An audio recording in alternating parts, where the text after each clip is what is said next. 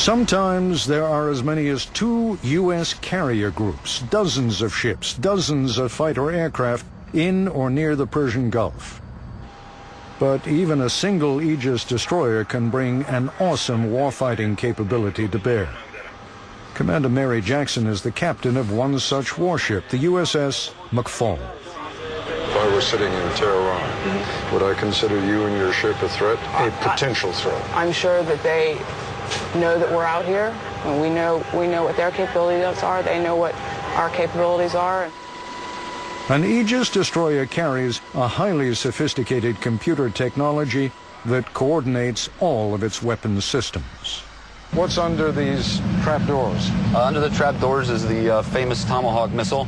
Carrying a Tomahawk Lieutenant missile. Zohar Sheneman is the combat systems officer aboard the McFall. There. One would be the Tomahawk missile, which we all know is a land attack cruise missile, range of about 800 to 1,000 miles. Capable, Lieutenant Sheneman doesn't mention, of carrying a nuclear warhead and of reaching Tehran or any other major Iranian city from where the USS McFall is cruising. The military option. There are those who still believe that this may be the only way to keep Iran from going nuclear. There is the hope, the expectation even, among some circles in Washington, that if there were some precipitating event, maybe a bombardment, maybe some ground attack in which the United States would come into Iran, that it might cause the uprising. They're mistaken. I don't believe that one. Any harsh treatment against the present authorities in Iran by foreign countries such as the United States will benefit them more than they can imagine. Yazdi, the veteran reformer, is echoed by the dissident Akbar Ganji. The pro-democracy forces are 100% opposed to any U.S. military attack on Iran.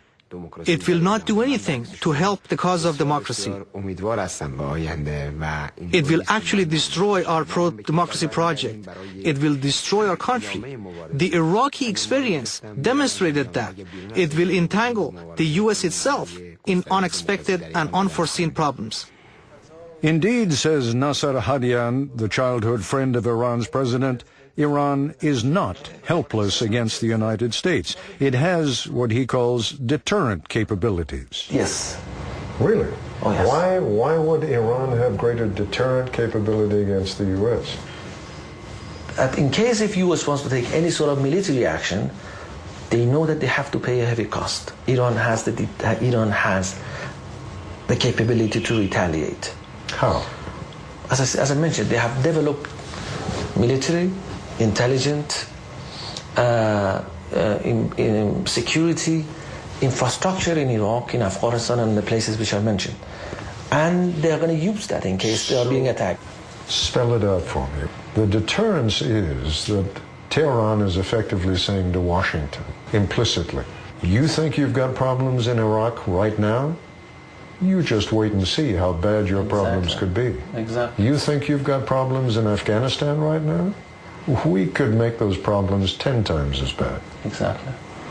Both countries, it would appear, are confronted by flawed or ineffective options, with the most dangerous of all, the military option, still a possibility. Nothing, the Bush administration has said, after all, is off the table. Let's go to R2-D2 up there. Okay. That looks innocuous enough. What is it?